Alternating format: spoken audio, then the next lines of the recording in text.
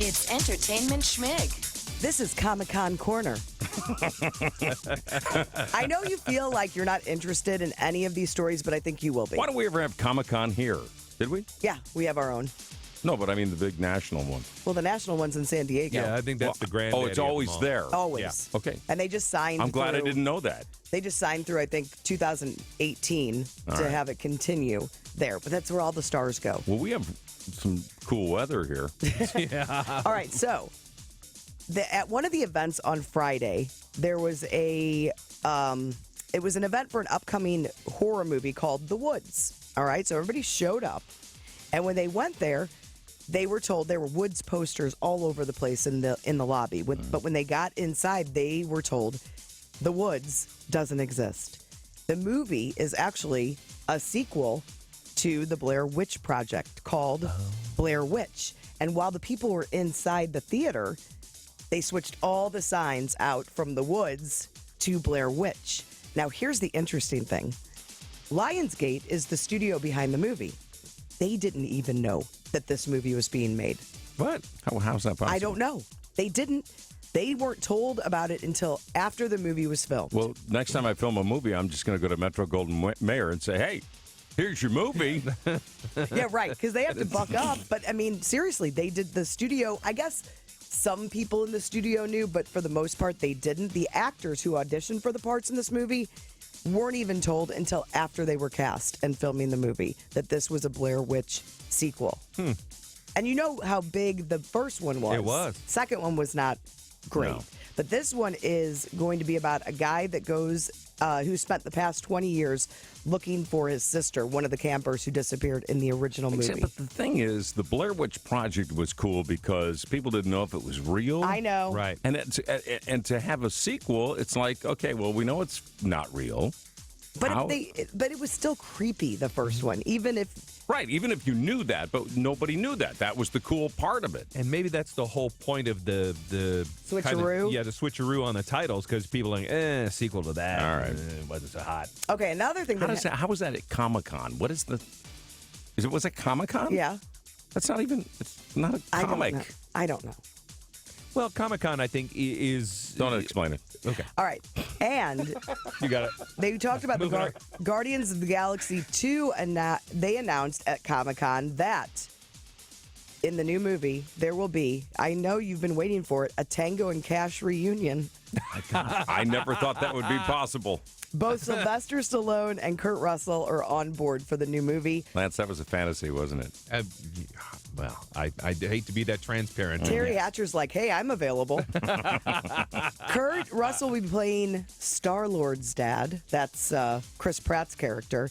And Stallone is a member of Nova Corps, but his specific role wasn't really identified. Okay, and the new season of Mystery Science Theater 3000, last year they did a big GoFundMe Kickstarter thing online to bring the show back. It raised $6.3 million. Woo. But at the time, they didn't have a network, and now they do. Netflix is on board, and they said it will premiere in the not too distant future. I know you like Mystery Science, no? Yeah, I did. I watched it for You a while. like the idea of it. Yeah, it's clever, very clever. Matt Damon, the new Jason Bourne movie. It's called Jason Bourne, by the way. It's just Jason Bourne? Yeah, Jason Bourne. I think Reborn. Did they have a Reborn? Ooh. Wouldn't that be a good one? Reborn. Maybe they did. Did they? I don't know. All right. So in the new movie, I'm a fan, but not that big.